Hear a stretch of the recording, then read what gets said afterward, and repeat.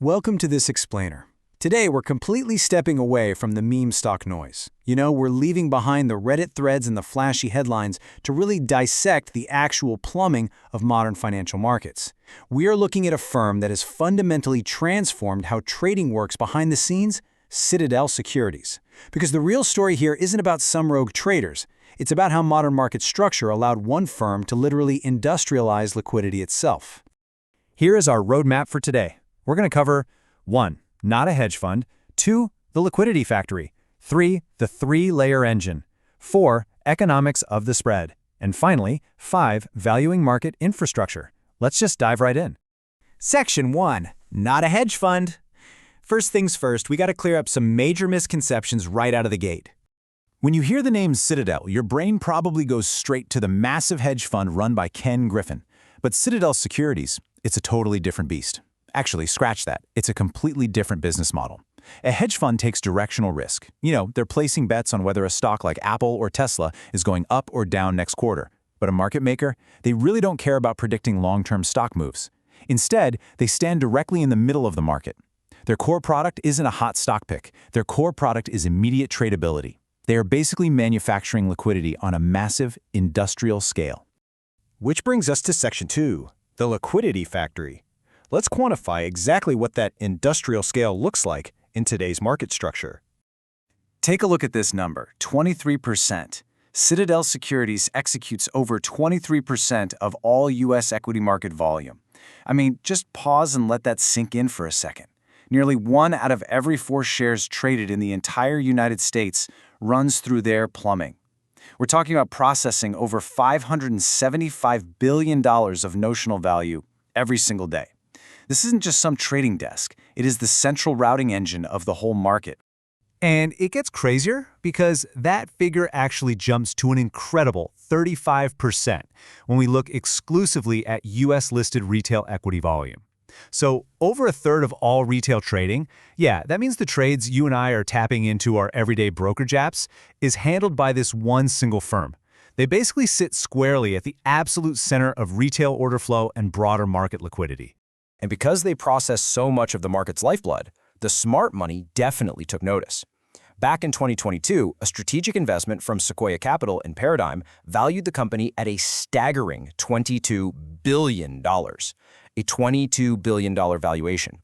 That didn't just prove they were a highly profitable trading firm, it completely cemented their status as core financial infrastructure. Moving on to Section 3, the three-layer engine. To really understand how they handle over $500 billion daily without completely buckling, we need to break down their three-layer business model. All right, the first layer of this engine is retail wholesaling. This is where they absorb those massive amounts of retail flow we just talked about. Now, retail flow is super valuable because it's generally considered, less toxic or more benign compared to institutional flow. What that means is retail trades aren't usually driven by massive market-moving information shocks. Because this flow is safer to handle, Citadel Securities can quote tighter spreads, offer a little bit of price improvement to the everyday retail investor, and then manage the residual risk at a profit. Let's just pause here for a sec, because understanding this base architecture is absolutely crucial for everything else they do. Then we step up to the second layer, which expands outward into institutional market making. See, they aren't just dealing with retail apps. They serve over 1,600 institutional clients across equities, options, ETFs, fixed income, and FX. And this breadth, it is a total game changer. Why? Because of a concept called inventory netting. Think of it like this. If they buy a ton of tech stocks from retail investors in Layer 1, they can immediately turn around and use their massive institutional network in Layer 2 to offload and hedge that risk. The more venues and asset classes they touch, the safer their overall balance sheet becomes. And that naturally brings us to the third and final layer, which is without a doubt their true moat, technology and risk. Honestly, without this, those first 2 layers would just collapse. We are talking about ultra-low latency infrastructure that processes literally millions of automated pricing and routing decisions in milliseconds. And it does this completely without failing. They're constantly ingesting unimaginable amounts of data and dynamically hedging their risk in real time. It's a pure engineering marvel that locks down the foundation of their entire liquidity factory. So, on to Section 4, economics of the spread. Let's see how this structural, technological edge turns into a highly diversified revenue machine.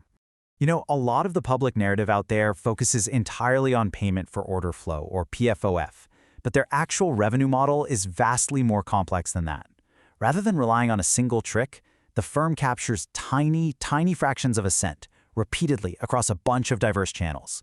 We're talking retail internalization, institutional market making, complex ETF pricing, acting as a designated market maker on the New York Stock Exchange, and cross-asset liquidity.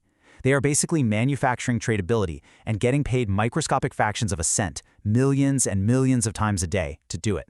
This next data point brilliantly illustrates just how dominant they are in these really complex areas. Take options, for instance. Citadel Securities executes 30% of all U.S. consolidated equity options volume. Now, options are intensely data-heavy and require incredibly sophisticated volatility pricing. Holding nearly a third of this entire market, that gives them massive data advantages for cross-product hedging. They can see flow patterns and relationships across the market that smaller competitors literally cannot even see. Finally, Section 5, Valuing Market Infrastructure. Because they're private and don't publish public financial statements, Wall Street kind of has to use alternative frameworks to figure out what this machine is actually worth. From an economic perspective, you really shouldn't value them like a traditional broker. Instead, it's much better to think of them through three distinct analogies. First off, they act like a modern exchange in their economic function. They're sitting right there in the middle of order flow. Second, they're like an industrial refinery. They take raw, fragmented order flow, process it, hedge it, and then output clean liquidity. And third, they act as an insurance underwriter of immediacy. When you hit buy on your app, they insure you against waiting around by taking on the inventory risk themselves, and they collect a tiny premium for providing that service. So, the really crucial point is how this compares to the public markets. While a publicly traded market maker, like Virtue Financial, offers a great baseline multiple for this type of business, Citadel Securities commands a significant premium over that. Why? Well, it's because of its deeply embedded infrastructure-like role. Its massive integration into U.S. retail flow and its sheer cross-asset scale means it isn't just a participant in the market. Honestly, in many ways, it is the market. But of course, this liquidity model is absolutely not without its risks. Regulation is a huge one. There's this constant regulatory lens on retail internalization and wholesaling. Then structurally, there's broker concentration risk. I mean, if they were to lose a major retail brokerage relationship, they'd lose a massive source of their raw material. And operationally, in a business where single milliseconds matter, a sudden latency spike or a tiny risk model failure could literally be disastrous. Which brings us to the future, and specifically to Sec Rule 605, which is going to mandate vastly more transparency around execution quality by August of 2026. So we're going to leave you with this final thought to consider. Will pulling back the curtain and forcing all this new execution transparency finally compress this liquidity factory's margins, or by proving just how unbelievably efficient they are, will it definitively legitimize their total market dominance? It is literally the multi-billion-dollar question for the future of financial plumbing. Thanks so much for joining me on this explainer, and remember to always keep questioning what's going on beneath the surface.